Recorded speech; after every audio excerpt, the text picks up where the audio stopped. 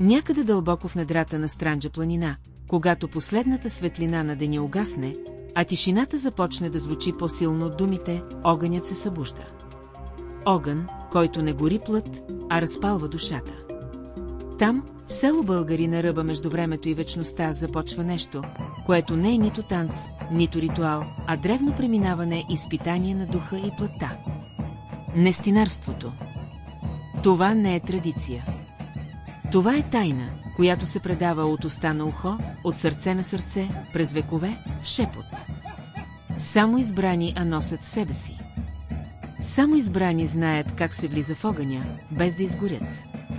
Не защото са над човешкото, а защото са влязли в друго състояние, в друго измерение. Нестинарите не играят. Те чуват. Звукът на тъпана не е музика.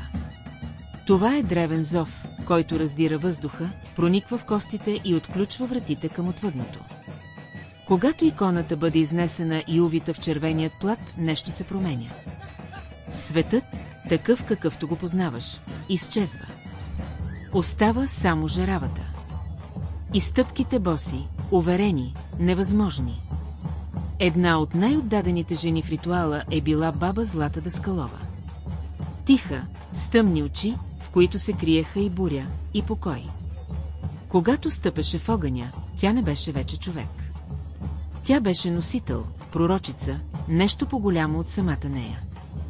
Тя не говореше много. Казваха, че когато влиза в транс, вижда бъдещето и чува гласове. Казваха, че огънят и разкрива тайни. Казваха, че самият Свети Константин е влизал в нея. Никой не се съмняваше.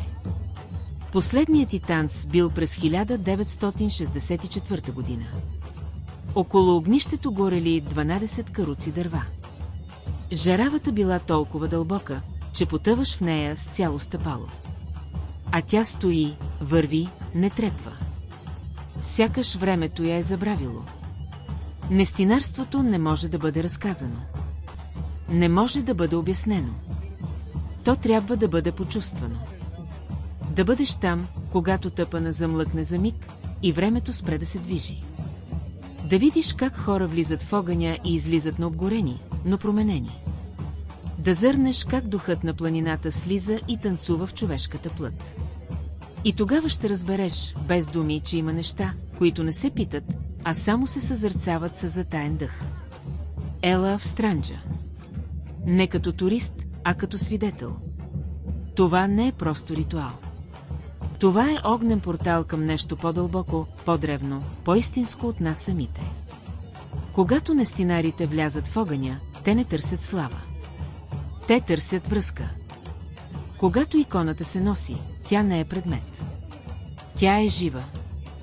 Когато тъпана удари, някой някъде отвъд чува.